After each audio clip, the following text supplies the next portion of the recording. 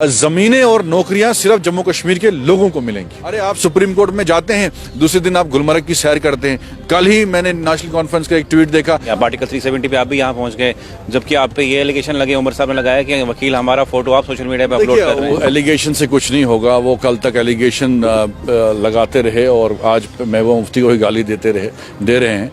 देखिए, supreme court में 20 पटिशनें हैं और सबसे पहले पटिशन गुलाम नबी आज़ाद साहब ने जब रिस्ट्रिक्शंस लगी थी, उसके साथ अनुराधा भसीन जी, उनकी पटिशन लगी थी और उमर साहब बाद में आए।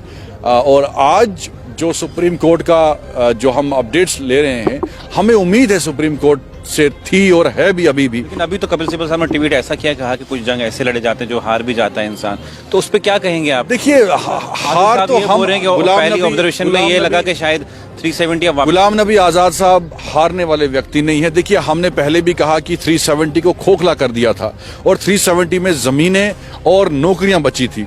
तो वो जम्मू कश्मीर में इलेक्शन की बात जो आज सुप्रीम कोर्ट ने की है कि इलेक्शन होंगे तो वहां स्टेट असेंबली भी ये कानून पास करवा सकती है कि जमीनें हमारी हों और नौकरियां हमारी हों। अब मेरा हर जगह ये आर्ग्यूमेंट रहा कि भाई जम्मू कश्मीर में वो कानून आपने लाया जो कानून 9 स्टेटों में अभी भी है कि बाहर का शख्स वहां नौकरी नहीं कर सकता, बाहर का शख्स वहां जमीन नहीं खरीद सकता। और हैरानगी की बात यह है कि मनोज सिन्हा साहब का आपने ट्वीट देखा होगा, तो वो नागालैंड डे मना रहे हैं। नागालैंड हिंदुस्तान का हिस्सा है, एक स्टेट है जब हिंदुस्तान की, और नागालैंड में कॉन्स्टिट्यूशन अभी भी अलग है।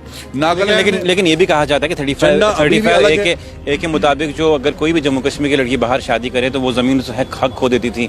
और बीजेपी यही कहती है कि ये हमारा 71 साल पहले का ये हमारा एजेंडा था कि जब हम आएंगे 370 को तोड़ देंगे। कई नेता उन्होंने स्टेटमेंट दिया है कि जमीनें हमें वापस होनी चाहिए, नौकरियां हमें वापस होनी चाहिए। मैंने नागालैंड की मिसाल इसलिए आपको दी कि नागालैंड में जो ये वाला सिस्टम था कि जो जम्मू कश्मीर की लड़कियां बाहर शादी करते तो वो हक खो देते थे जमीनों से, क्या ये सही नहीं? वो देखिए, अगर जम्मू कश्मीर की बात करें, जम्मू कश्मीर एक मुस्लिम मेजॉरिटी स्टेट है।